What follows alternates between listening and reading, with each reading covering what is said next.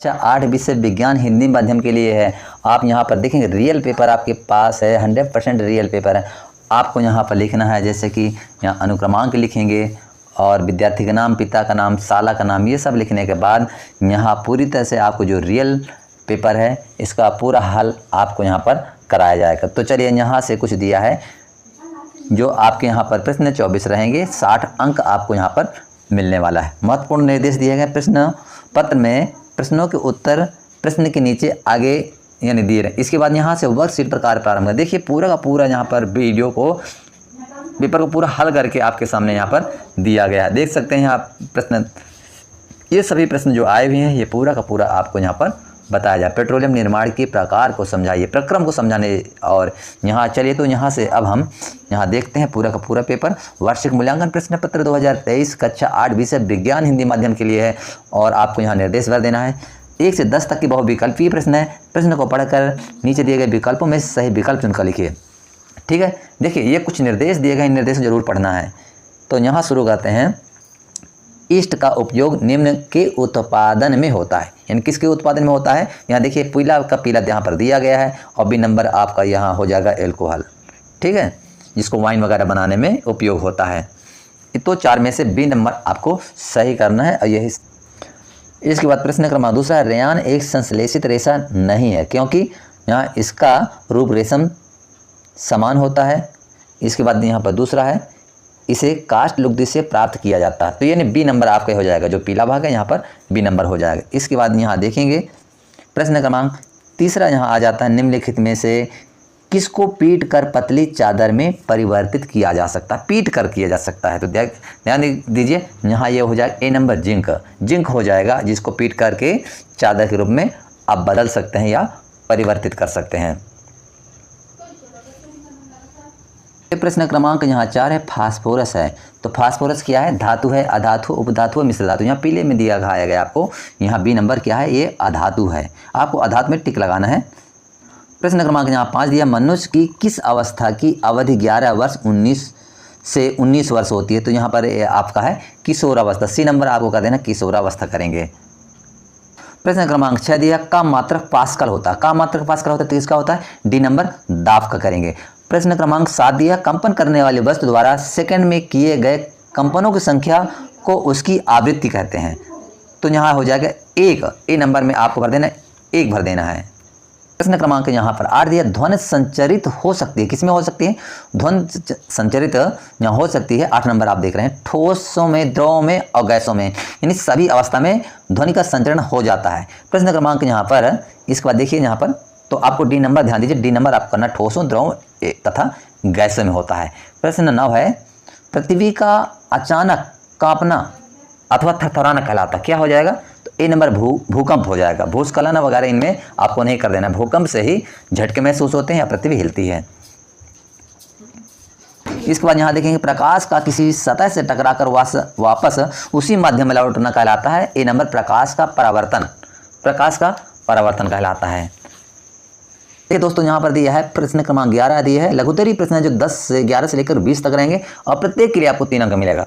फसल को कितने वर्गों में बांटा गया है, प्रत्येक वर्ग के 2 उदाहरण बताना है। अब यहाँ मोटे तौर पर फसलों को 2 वर्गों में बांटा जा सकता है। वे कौन कौन से, नंबर 1 खरीफ की फसल, वह फसल जिसकी वर्षा ऋतु में बोया जाता है खरीफ फसल कहलाती है। भारत में वर्षा ऋतु में सामान्यतः जून से सितंबर तक बोई जाती है, जैसे धान है, मक्का, सोयाबीन, मूंगफली, कपास इत्यादि खरीफ फसलें होती हैं। दूसरा रबी की फसलें, जो शीत ऋतु में अक्टूबर से मार्च तक में उगाई जाने वाली फसलें रबी फसलें कहलाती हैं। इसमें है गेहूं, चना, मटर, सरसों तथा अलसी रबी की फसल के उदाहरण हैं। प्रश्न क्रमांक 12 दोस्तों, खरपतवार फसलों को किस प्रकार नुकसान पहुंचाते हैं। ये भी 3 नंबर का रहेगा।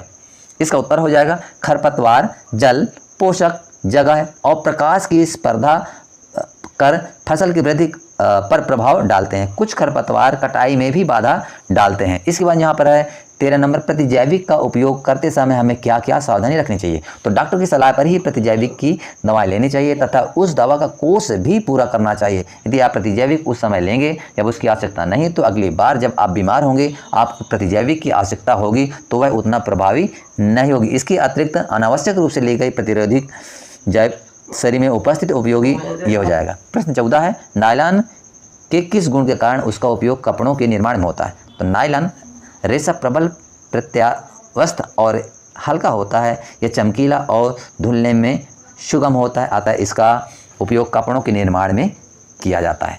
अब यहाँ पर देखिए, ये 100% प्रश्न आपकी यही पेपर है, यही आएगा और आपको 60 में 60 अंक यहाँ मिलेंगे। प्रश्न 15, आघात वर्धनीयता को समझाइए। अब देखिए, धातुओं का वह गुण जिसके कारण उन्हें पीट कर सीट के रूप में या चादर के रूप में परिवर्तित किया जा सकता है, आघात वर्धनीयता कहलाता है। यह धातुओं का अभिलाक्षणिक गुण होता है। अगला प्रश्न है जैसा 16 नंबर, भारत में प्राकृतिक गैस कहाँ कहाँ पाई जाती है? भारत में है तो हमारे देश में प्राकृतिक गैस कहाँ? त्रिपुरा, राजस्थान, महाराष्ट्र और कृष्णा गोदावरी डेल्टा में पाई जाती है। ये भी 3 नंबर का रहेगा। यहाँ पर है 17, ऊष्मीमान किसे कहते हैं? ईंधन के ऊष्मीमान को किस मात्रा द्वारा प्रदर्शित किया जाता है?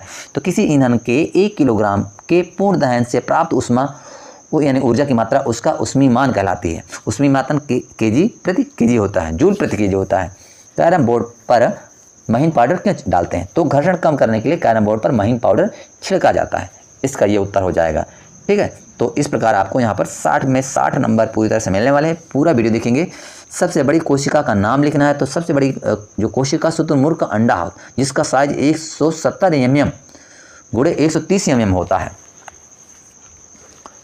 तो सबसे बड़ी कोशिका जो होगी तो शुतुरमुर्ग के अंडा में पाई जाती है दोस्तों। प्रश्न क्रमांक 20 है, किसी पृष्ठ पर लगने वाले दाब को परिभाषित कीजिए, वह सूत्र लिखिए। उत्तर है, किसी पृष्ठ के प्रति एकांक क्षेत्र पर लगने वाले बल का दाब कहते हैं। इसका दाब बराबर होता है बल बटे क्षेत्रफल होता है इसको, और इसका मात्रा होता है पास्कल। निर्देश दिए गए 21 से 24 तक।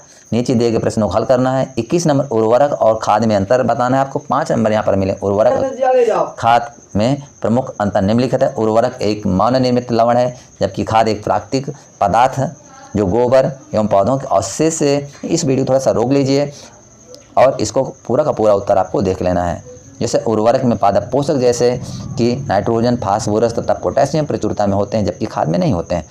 22 नंबर है, ध्वनि प्रदूषण क्या है? ध्वनि प्रदूषण के प्रमुख कारणों का उल्लेख कीजिए। ये भी 5 नंबर का। वातावरण में अत्यधिक या अवांछित ध्वनियों को ध्वनि प्रदूषण कहते हैं। ध्वनि प्रदूषण के लाउड स्पीकर आदि ऊंची आवाज़ों में चलाए गए टेलीविज़न तथा ट्रांजिस्टर, रेडियो, रसोई घर के कुछ कारक, वाहनों की ध्वनियाँ, ये पूरा है।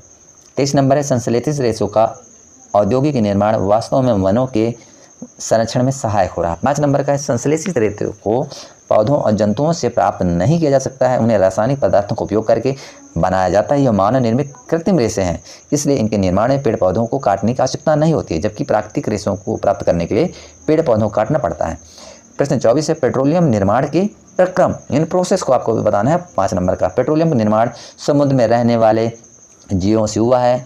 जब ये जीव मृत हुए तो इनके शरीर समुद्र के तल में जाकर बैठ गए और फिर रेत तथा मिट्टी की तहों द्वारा ढक गए। लाखों वर्षों के बाद वायु के अनुपस्थित में इस प्रकार पेट्रोलियम ये कोयला बनता है। तो देख लीजिए, पूरा का पूरा है। आप वीडियो को यहाँ रोक सकते हैं और जो भी प्रश्न नहीं लिखे हैं उनको आप नोट कर लीजिएगा। दोस्तों, वीडियो को अंत में लाइक करें, शेयर करें, चैनल को सब्सक्राइब करें, बेल आइकन जरूर प्रेस करें, जिससे आपको आने वाले अन्य